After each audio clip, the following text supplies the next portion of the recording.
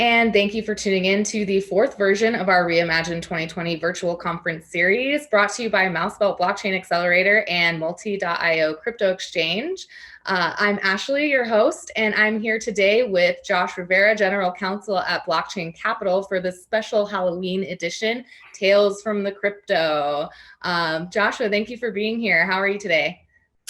Doing great, Ashlie. I really appreciate your pirate costume and the props. That's great. I am sorry that I am not similarly in costume, but I think we're still going to have a great time today. So really happy to be here, yeah, looking forward to talking about what's going on in the industry.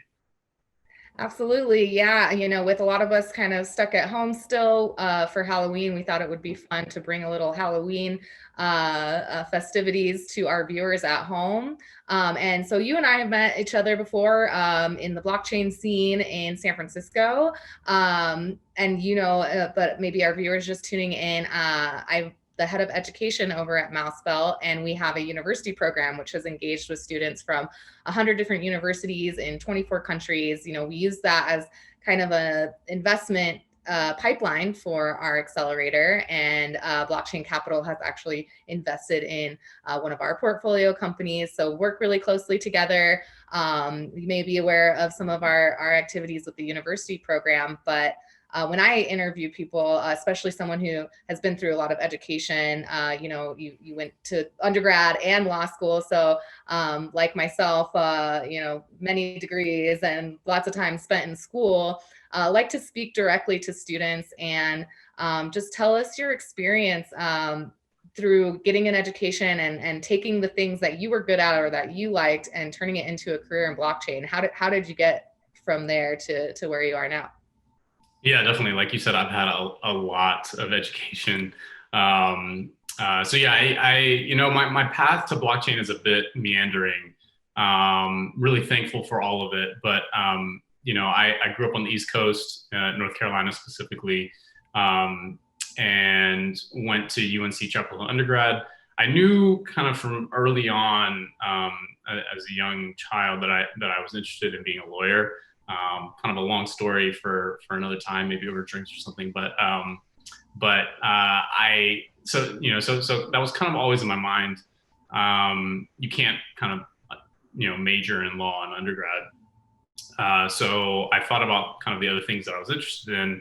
And I was really interested in business.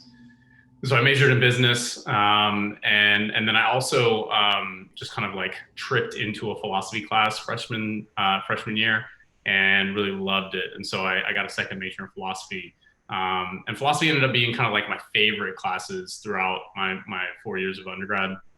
But kind of getting like, and I think, to be honest, I was probably the only like business philosophy double major on the entire campus. It's just kind of a weird combination, but I really appreciated it because, business fundamentals are super important if you want to be kind of, doing anything in the business world. And I was particularly thinking about corporate law, but philosophy I found like really significant in terms of like helping me understand arguments and how to assess them, how to break them down, how to counter them, how to build them. And so when you think about almost everything that we do is couched in terms of some type of persuasion and some type of kind of argumentation.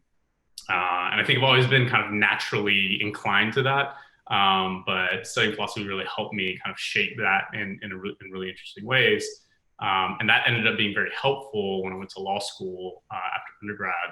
And law school is just kind of like you study kind of like all things law school. Doesn't really kind of prepare you to be a good lawyer. It kind of helps you to like think in certain ways that kind of map onto our legal system that's built around kind of identifying liability and reducing legal risk. Philosophy is very helpful for that. Did law. When I did law, I kind of really didn't know what I wanted to do with a law degree. I felt pretty confident I wanted to do something in corporate law. Had no idea kind of what that meant in real life. Like, what do I do as an adult as a lawyer? But being on the East Coast, went to law school in DC, And I was kind of having, gone to business school and law school on the East Coast. My mind was super kind of finance oriented. And so I did an internship at a big bank in 2008. And so for any of you doing internships in banking right now, congrats.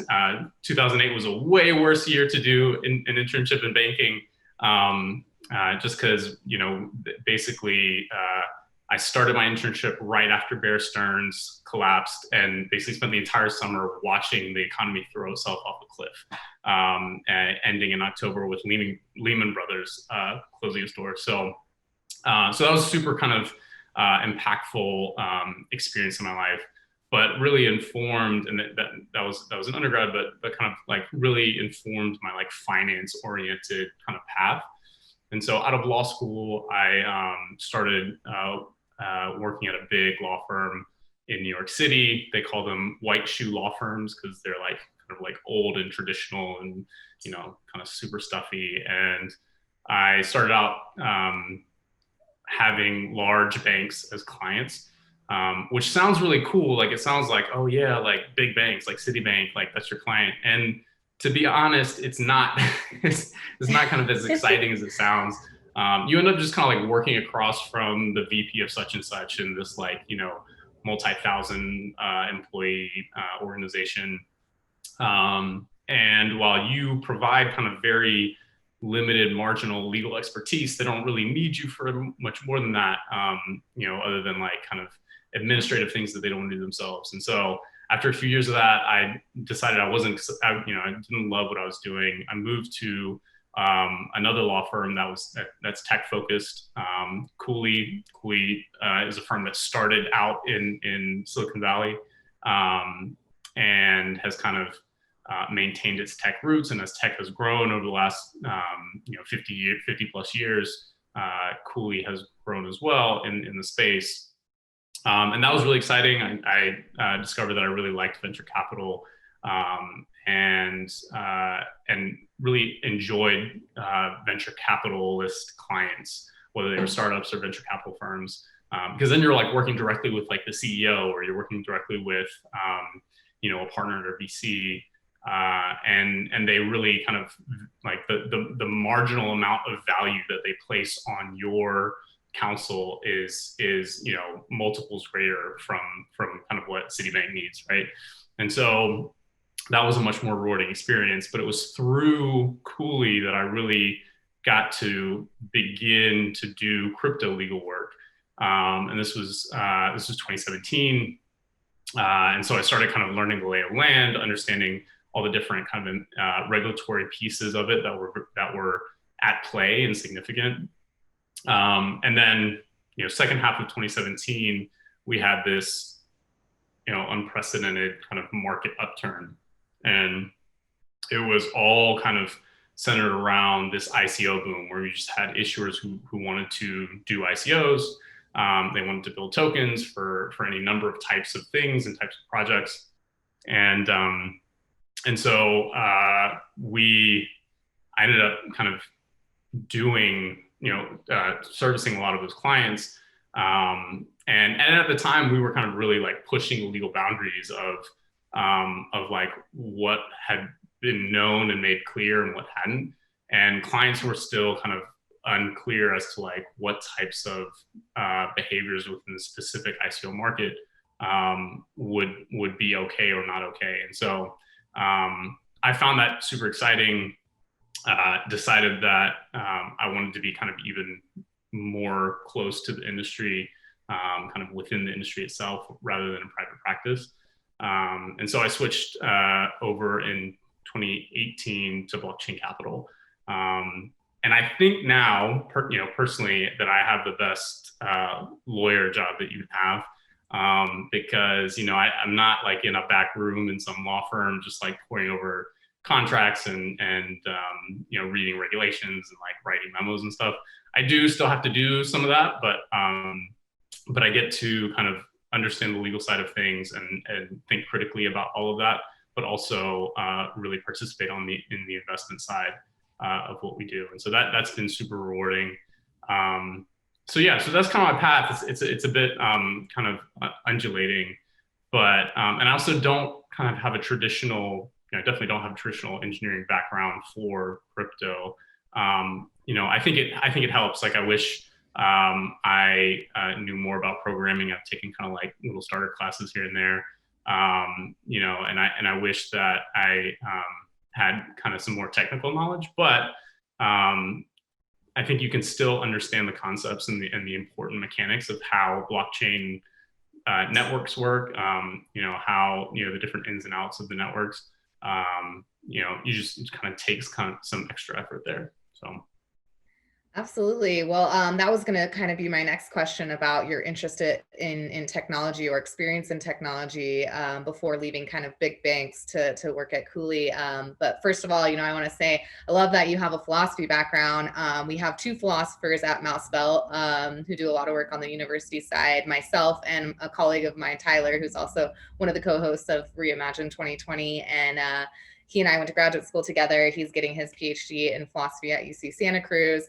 And for me, especially talking to students and people who are first confronting Bitcoin or just the concept of a cryptocurrency, you really start talking philosophy pretty quickly. Like, what is the concept of money? Like, and people, do you have an understanding of what that is and how kind of strange the concept of fiat is? That the dollar is not attached to gold anymore, that the whole idea of this ledger system is how we have abstracted from a face-to-face interaction where I can trade some good to you in person to having a trusted entity as history, the history of money, and how that affects politics. And it's all very philosophical. And then what you said about arguments and getting that training of learning how to analyze arguments and make good arguments. Part of my education to students is how to communicate the importance of blockchain. And if you want people to take it seriously, or if you want them to invest in it, or if you want someone to invest in your company, this is all about persuasion, right? For as far as public opinion of cryptocurrencies, if mass adoption, it always depends on what your goal is, right? But it is all a matter of persuading people that this is important, that this is something that they should pay attention to. And then finally, as an ethicist, I find that having that background in the technology world, that it is severely lacking in some places, and having the training to think about, well, what is the actual impact of this technology? And just because we can do it, should we do it? Yeah. Yeah, no, those are great points. And I think you encounter so many different philosophies within the space that, it can be overwhelming, to be honest, sometimes, but it's really important to kind of, as you explore, eventually find out kind of what your worldview is, your crypto worldview. And, some people are like Bitcoin maximalists, other people are like Ethereum maximalists. Some people are, believe that the main kind of value that stems from crypto is its function as a store of value. Some people believe that like the function of the kind of decent, like the ledger itself, the ledger technology is really kind of the driving innovation. And so you have to kind of really be able to assess, the reasons why one thing or another may be the case, and kind of decide kind of where you're going to land in a lot of these things. And so yeah, it's really exciting and really intellectually stimulating. Yeah, and you have to determine how your worldview determines what you value, because if what you value about digital currencies is privacy, that's going to be a very different protocol that you would want to use than if it was security or decentralization or transparency, right? So there's always these trade-offs on the different protocols. But so were you always interested in technology? Was it like a pet interest of yours, or when you changed law firms, did you kind of start to see more of the VC investment in technology and get excited about it then? Yeah, I have always been interested in tech. I remember we used to get like Popular Science and Popular Mechanics magazines when I was a kid. And so my dad is an electrical engineer, and he has multiple patents on different computer chips that he designed like way back in the 80s that worked for IBM. And so he like secretly he kind of always wanted me to be an engineer, and I was like, nah, dad, like I don't want to do that. But jokes on me, 30 plus years later, where I'm like, you know what, it would have been helpful if I had an engineering degree. So you were right, dad. But yeah, I've always kind of been interested in it, always interested in innovation, kind of seeing the new things that are coming up. And so that's been a really kind of important piece of this. But kind of growing up on the East Coast, Silicon Valley seemed so far away when I was when I was in college, and even law school, right? Being at Georgetown, thinking about like emerging growth companies, that's not a major focus on kind of the East Coast corridor. Major focus is like finance and banking, and so you're thinking more like hedge fund, more public markets, instead of kind of venture capital. And so it just wasn't something that I felt was professionally available to me until kind of later, a little bit later in my legal career. But I'm really thankful that that has changed. Right now, there's a much more visible venture capital scene on the East Coast, and even in the Midwest. In Colorado, we've got a few portfolio companies there. We've got portfolio companies on the East Coast. So we're really seeing the kind of ubiquitousness of tech, and so I'm really thankful that I was able to kind of like slip in the door, even though I kind of missed a few of the trains early on. Well, that's really encouraging for our students to hear, I think, because a lot of the students that I actually work more closely with, the coastal regions get a lot of support, and there's a lot of interest in blockchain, and there's just more money there. But there's actually really great work being done at some of these more state schools or regional or rural schools, schools in the Midwest. And it's exciting to see these kind of startup hubs pop up in other parts of the US, and encouraging to them to let them know, like, now is the time. It's a really good time to get into blockchain, to VCs. Maybe tell them a little bit more about what your day-to-day looks like at Blockchain Capital, and any advice you might have, especially like to have students hear from non-technical people, right? About how maybe they can get their foot in the door in blockchain, especially, if they're interested in law as well. Well, there are, so, to your point, now is an especially great time to get into tech in general, and specifically in blockchain. Being the world kind of being heaved into this global pandemic has required companies and teams to be remote and allow their employees to work remotely and even hire remotely. So several of my friends kind of switched jobs in the middle of the pandemic, which is kind of nuts. Like a year ago, you would never not never, but like you'd be pretty skeptical if someone was like, yeah, I'm just gonna like Zoom interview and then like we're gonna see if it works out. But that's that's an actual thing now. So it's a great opportunity from wherever you are to get involved. There's crypto Twitter, there are Telegram groups, there are online forums where people approach with caution. They're not always helpful or useful. And you have to kind of like learn the lay of the land, but there are plenty of ways to kind of get involved in the industry and learn about it without being kind of physically close to anyone in the industry particularly.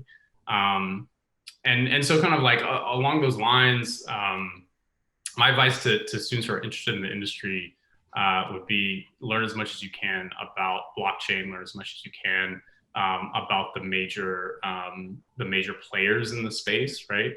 And so there are lots of different verticals or lots of different companies that are building really cool things, and so without kind of overwhelming yourself, I would say try as best you can to learn about who are the major drivers in the industry, Right now, some of the biggest companies are the exchanges. Thinking through kind of the history of those companies, like, how did they get started? Looking at kind of the evolution of Bitcoin. Read the Bitcoin white paper, right? Read the Satoshi white paper. Understand the kind of the historical context that it grew out from. If you're able to do that, I think you kind of slowly get a better sense of what's happening in the industry. And even if you don't have a technical background, you can still understand the things that are important to people in the industry and the reasons why there could be the reasons why the tech is kind of particularly interesting and could be particularly interesting to kind of industry outsiders or traditional finance or kind of traditional institutions. So I wouldn't let kind of a non-technical background hinder anyone from really being interested. There are tons of jobs in the industry that are non-technical. But both you and I kind of benefit from that fact, right? Like, thankfully, there are opportunities that don't require kind of strong, like, specific technical backgrounds. And so it's a good thing. And so, like, everyone can develop skills that are useful for this industry, even if they are not technical skills. Absolutely. And I would just have to plug, Reimagine 2020 as a great place if you think, if you're suggesting that knowing the history of how these kind of companies got started and what their challenges have been and the evolution of a lot of these different companies, especially exchanges. We have a ton of interviews. Head on over to Reimagine 2020 YouTube channel. A ton of interviews with companies like Binance, OKCoin, all the big players in the space, and have been having this kind of more tell us your story conversations with them. So good place to start there for any students tuning in. So go back to, like, how you spend your days at Blockchain Capital, I think would bring us into some of the regulatory news lately that people might not have had time to really dive into and understand. And I think you always have an opinion about it, and this is what you do all day. What we're seeing there. Yeah, so my day at Blockchain Capital, I spend a lot of time kind of bouncing between the operations team, which is kind of making sure that the firm runs the way a venture capital firm should run. So, like, keeping track of kind of all of our finances and keeping track of our investor relations and making sure that we're informing our LPs of kind of how we're doing and how our portfolio companies are doing. So time between them and between the investment team. So the investment team is all about kind of deploying the capital that our limited partners have given us in intelligent ways and ways that are going to help support the industry and also earn a return for those LPs. And so in this industry, the regulatory environment is so critical in ways that other industries are not. And so it's actually a really important part of my job to kind of understand what's happening at the regulatory level. And so our venture capital firm has a regulatory practice which is weird for venture capital, right? That's not like a particular thing that a lot of venture capital firms have. They really just focus on investing, but because the regulatory aspect is so critical, we have to keep track of what's going on, and we have to assess the ways in which movements in the regulatory space are going to affect the industry and going to affect our portfolio companies or prospective portfolio companies.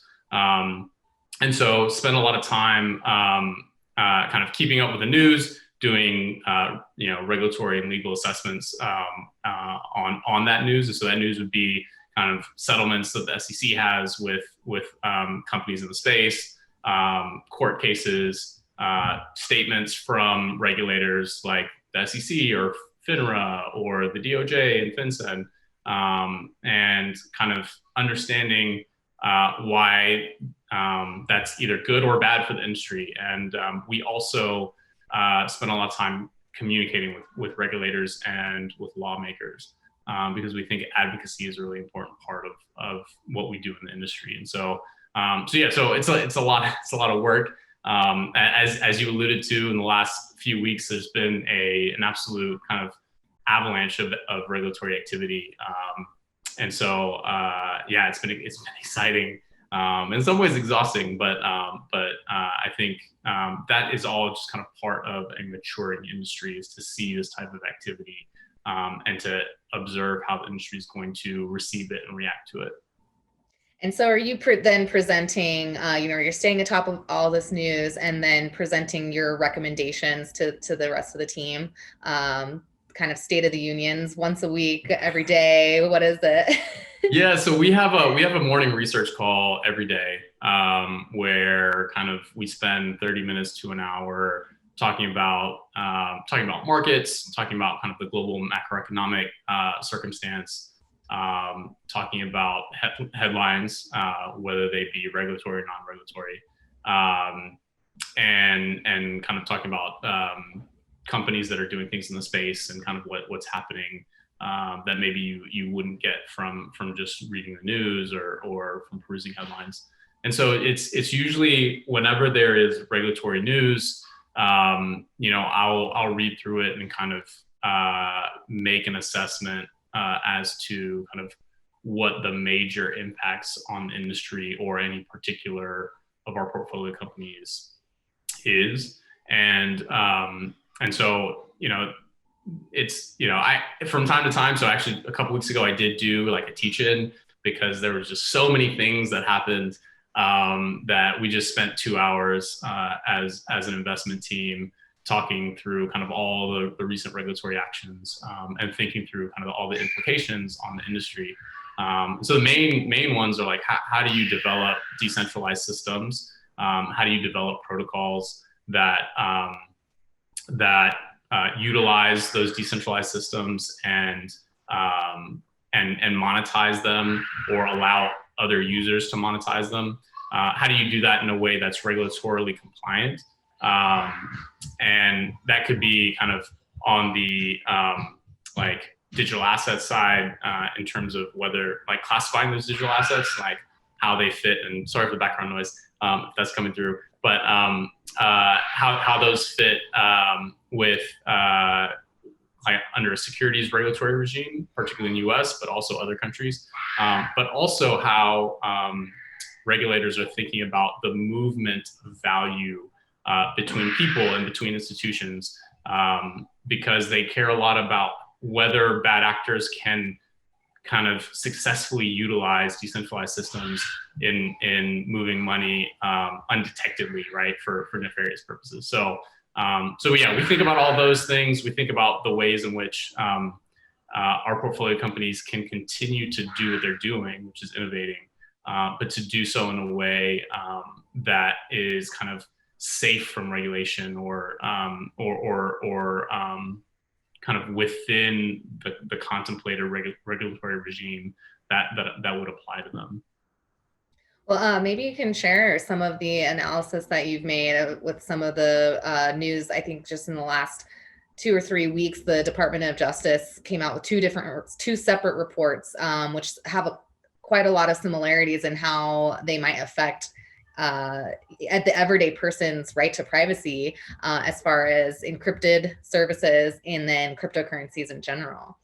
Yeah, for sure. So yeah, the DOJ has had a busy month, busy last couple months, and they've made a couple statements. So their report on cryptocurrencies was something like 86 pages long. And I read through it. Thankfully, a lot of it is kind of stuff that we've heard already and things that they've said before. And for the most part, I thought that their positions were relatively reasonable. Look, the Department of Justice cares about people who are doing bad things, and people who are utilizing, in particular with respect to kind of crypto, people who are utilizing value to allow them to do bad things, or to use value to do bad things, or like hide bad things that they do. So, and so they care a lot about whether a bad actor can launder money, whether a bad actor can, support terrorists using value, and that's very significant. And so I think when a federal regulator at the DOJ assesses the cryptocurrency space, they're going to want to know, how do bad actors kind of operate within this space? The major tool that the DOJ and Treasury Department have to kind of combat terrorist financing and money laundering is the Bank Secrecy Act. The Bank Secrecy Act applies to financial institutions that hold money, move money for clients. And basically, there's a set of requirements. There are a lot of requirements, but the kind of the pertinent ones are entities that are accepting value and transmitting value to someone else. They have certain obligations to make sure that the clients they're interacting with, the individuals that are utilizing their services, are identified. They have a responsibility to understand who they are, and kind of reasonably understand that, whether they are using their services for bad reasons, right? For bad things. And so that's been around for a while, and we've known about that. And the DOJ basically wants to make clear that if you are doing this type of activity where you are providing a service to your clients, where you receive value and you transmit it to someone else, so like an exchange, right? So an exchange, you would like give them money, they would give you something in exchange for that, usually like a Bitcoin or some other kind of virtual currency, and then you can extract funds from that exchange. You can send them to someone else. So if that's happening, then you have responsibilities to make sure that you're kind of doing your part to combat the opportunities for terrorist financing and for money laundering. And so these financial institutions have obligations that they have to comply with. And so the DOJ wants to make sure that entities that are operating in the crypto space know that those obligations apply to them as well. That just because you're dealing in crypto and not in US dollars, in particular, doesn't mean that you're exempt from those obligations. And so, I think we had seen all this before. I think where it gets a little uncomfortable with respect to the DOJ and Treasury Department, and FinCEN. So FinCEN is the Financial Crimes Enforcement Network, and it's like the top financial criminal regulator for the Treasury Department. Where things get a little bit uncomfortable is when you start thinking about, okay, what if I am just writing software and someone uses that software to do bad things with? And to date, the DOJ has,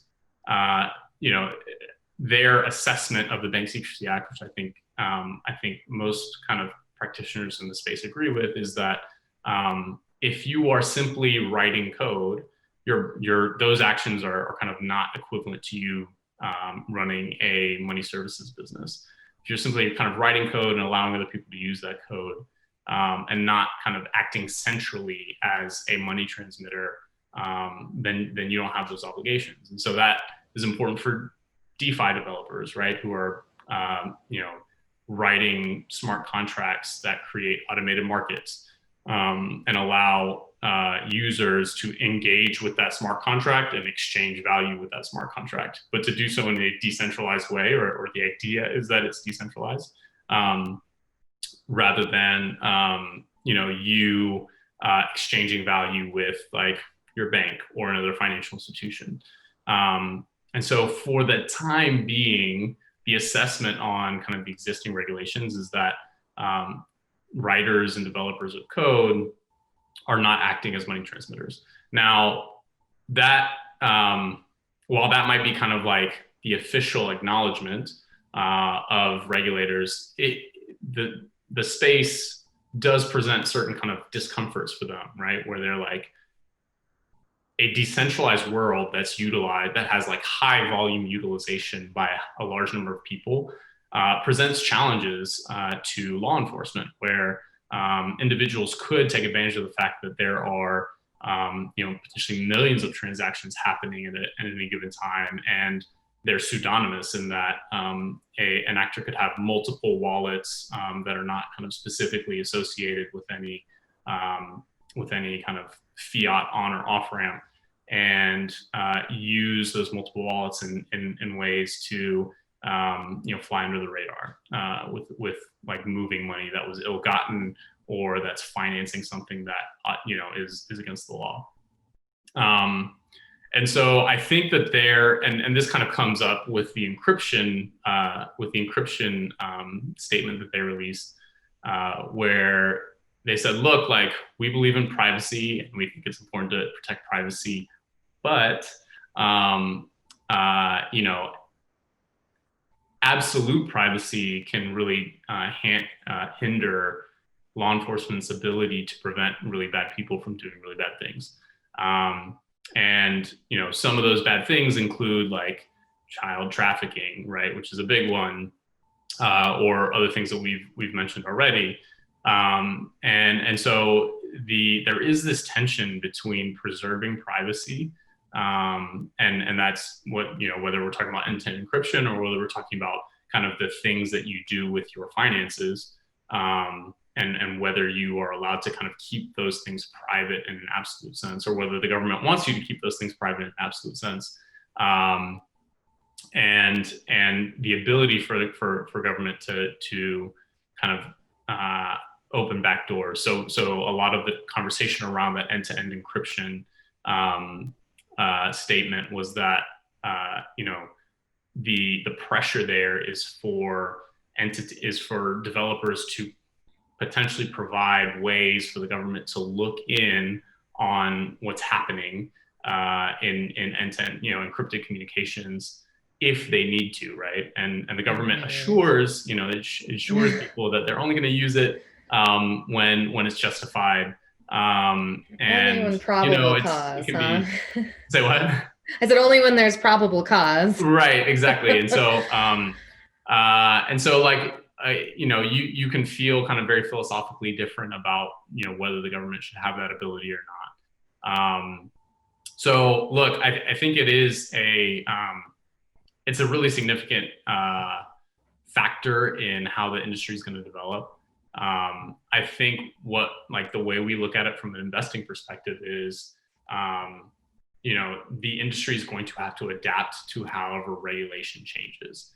And the good news is that there are lots of companies, and some of them are our portfolio companies, that are providing tools to law enforcement to be able to understand what's happening in DeFi and in other areas.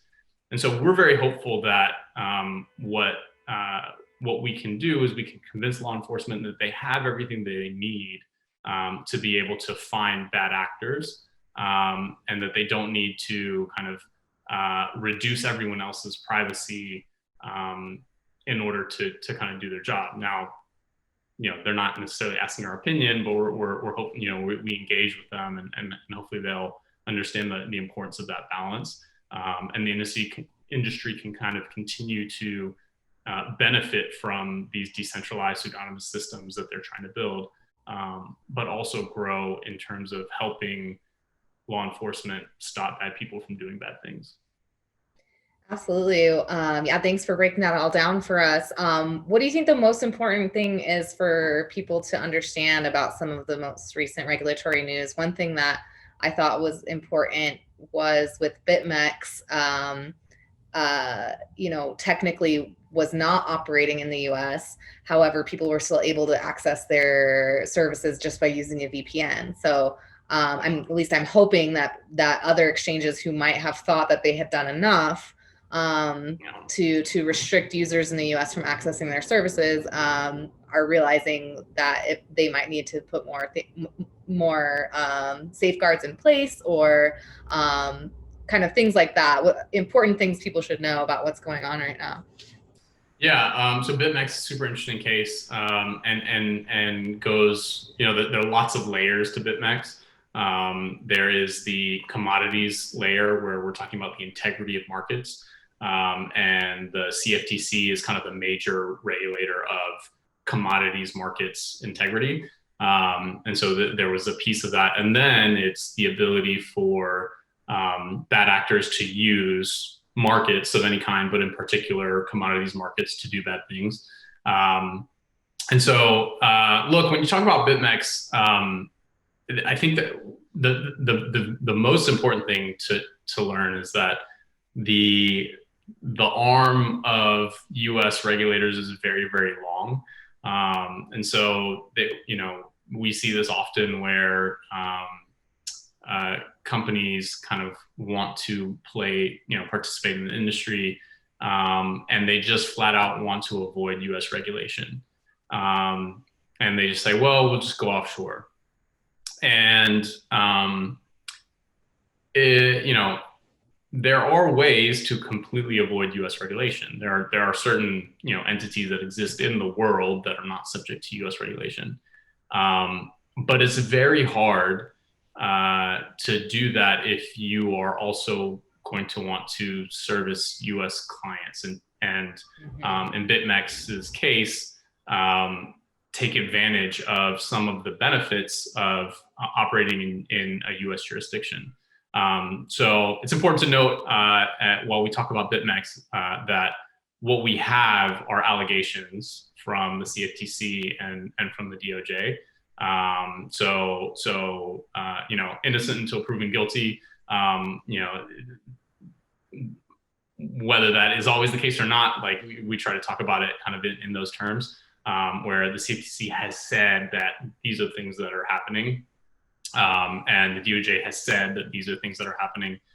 We haven't heard BitMEX's side of the story. BitMEX has said that the action from the CFTC and the DOJ is very harsh, and that they're going to vigorously fight against them. So we'll have to kind of wait and see what BitMEX says. It's always good to do that before you kind of make an assessment. That being said, if kind of the allegations that the CFTC and the DOJ have leveled against BitMEX are true, if even kind of a few of them are true, BitMEX made several kind of missteps in the pursuit to avoid U.S. regulation. The complaint from the CFTC says that, look, actually, BitMEX had a bunch of employees in New York. They had a bunch of employees in San Francisco. The founders were often in New York and often in San Francisco and other parts of the U.S., especially during events like Consensus. And they were often advertising their platform to U.S. persons. And personally, I think that that's probably true from what I've heard of, and what I've seen kind of happening in BitMEX. But it seemed like BitMEX was trying to kind of talk out of both sides of their mouth, right? Where they were trying to say, look, U.S. persons aren't allowed, and they geofenced IP addresses that came from the U.S. So they prevented IP addresses from accessing the site. But we all know how easy it is to get around that, right? You get a VPN service, and you pretend you're a grandma in Argentina, and you can use the platform. What the CFTC is saying is that BitMEX knew that U.S. persons were using their site, and that BitMEX did not care that that U.S. persons were using the site, and actually actively encouraged U.S. persons to use the site. And when they became kind of specifically aware of U.S. persons using the site, they didn't do anything about it. And so, in theory, BitMEX can exist as an offshore platform, and take really, really stringent measures to make sure that U.S. persons don't use the site, or that it is really hard for US persons to use the site. And the way that you do that, and this is where the DOJ complaint comes in, the way that you do that is by implementing what's known as a customer information program, or kind of more generally a know your customer program, where you require people using your site to give you information about themselves. And so now we're getting back into kind of this privacy thing, where BitMEX is like, I don't want to do that because my users appreciate the fact that they can use my platform without identifying themselves. But the DOJ says, okay, that's fine, but if you're going to have US users on your platform, you had better know who they are, and you had better know you first of all, if you are going to have US users, then you're subject to US regulation, right? So we're going back to the Bank Secrecy Act that requires financial institutions to understand who their customers are. And so the allegations are essentially that that BitMEX did not implement appropriate programs to understand who was using their platform, even though they knew that they should have been subject to the US regulations. And so look, like, it's a really difficult, it becomes a really difficult line to walk, because BitMEX really wanted to provide a platform where anonymity was valued and preserved. But it's hard to do that without allowing US persons to access your platform. And if you know that US persons are accessing your platform, you really have to do everything you can to prevent from doing that. But it's hard to do that while still preserving anonymity. So from kind of the laws standpoint, if the allegations from the CFTC and the DOJ are true, this is kind of a legitimate action on US regulators' part. From the kind of like philosophical standpoint, the question is, well, like, is this the world that we want to live in, where it's really, really difficult to have, anonymity valuing platforms that allow you to trade in derivatives or move money around? And the answer may be, no, we want platforms that are anonymity enabled and preserving. And here's where hopefully a continued evolution of DeFi allows for some semblance of that. And DeFi is a little bit different because it is software that's providing the service, rather than BitMEX kind of taking your money and holding it as a central entity. And presumably in a truly kind of decentralized environment, no one has control over that software. No one can kind of dictate what it does or what it doesn't do. And so what we think we can build is a decentralized financial system that has strong First Amendment protections around protecting speech, and allows for kind of pseudonymous interaction, where entities can kind of interact with this decentralized world and not kind of be subject to Bank Secrecy Act. But regulators may not want that, right? They may not want to allow that. And so I think there will be kind of this race to see like what types of regulations come out of kind of what regulators view as a real threat from the kind of existence of DeFi. Yeah, absolutely. I think that really was a good explanation of everything that's kind of going on in this regulatory space. A lot of big news the last few weeks, and breaking it down for us, and exactly what the complaints are against BitMEX, and exactly what the DOJ is saying as far as the recent statements that they put out. You kind of talked a bit about what these regulators might be afraid of. Trying to wrap this up with a little bit of Halloween festivities. I've been asking people, what is the scariest thing about traditional finance or our global financial system? Yeah. Look, in crypto, which, traditional finance probably doesn't respect our opinion, but in crypto, we think that there are several things to be scared about in traditional finance and kind of more broadly the kind of macroeconomic environment. We've seen a level of kind of printing money, printing dollars, that is historically unprecedented in the United States, but also in other countries around the world.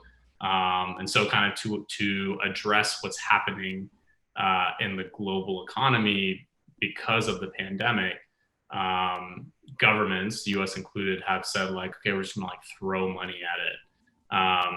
And so I think what we've seen is a really kind of unique time where the government is at like massive levels, and when we talk massive, we're talking about like trillions of dollars, like injecting cash into the economy in one way or another. And kind of my question is like, where's my cash? Like it's not coming to me, but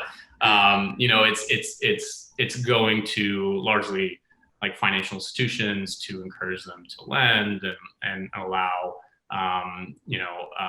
commerce at a corporate level to continue, and in some ways kind of like prop up the economy, because people aren't generating commerce, people aren't not at the same levels as pre-pandemic, and so the idea is that we'll just like put more cash into the economy.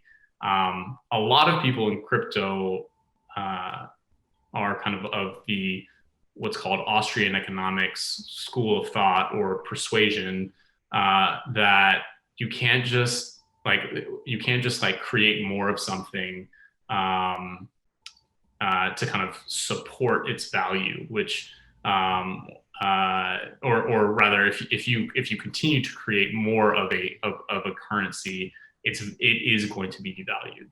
And so that's why gold is very important to an Austrian economist, because it is a limited resource, right? It has scarcity, and historically, the way that we have created robust financial systems is by ensuring that our store of value is something that has scarcity. That's a very important part of kind of a characteristic of money.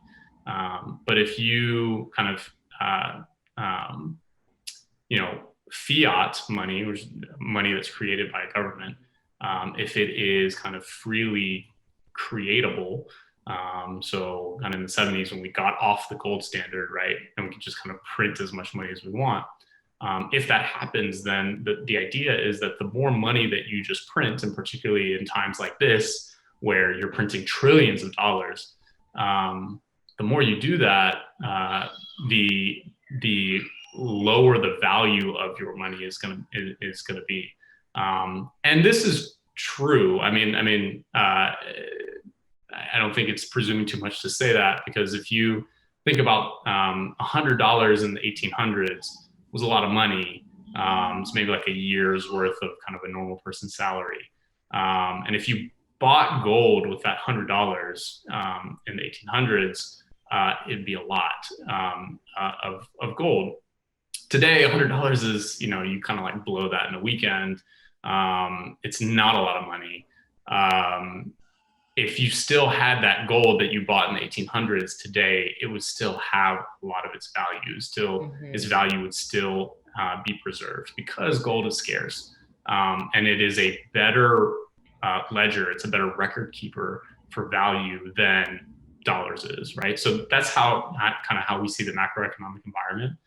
And we're hopeful that what that means is that people start to think about Bitcoin differently, particularly. And the reasons why it is a very good store of value, even potentially better than gold, because it is mathematically scarce. There's only ever going to be 21 million Bitcoin, and it's natively digital.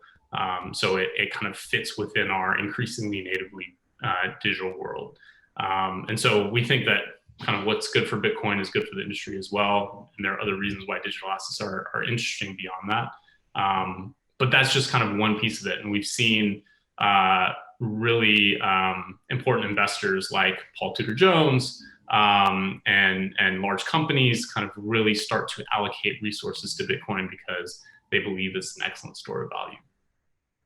Absolutely. Well, I hope that people listening in can, take kind of your explanation there and pass it on to other people who may not really understand the value of Bitcoin and who are seeing this happen in real time, right? The money being printed and not really understanding what kind of consequences that might have for them, or maybe they're starting to feel the consequences of it, and more people will see the value of Bitcoin. And there's a lot of exciting things happening in the DeFi space, as you said. Bitcoin price is going up. Feeling really excited about everything going on in crypto right now. Any last words for our viewers, or who you'd like to get in contact with, and how they can find you?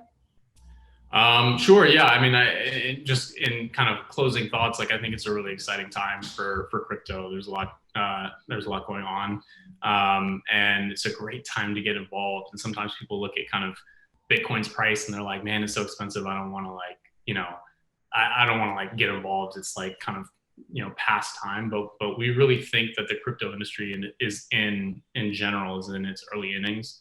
And so it's a great time to get involved.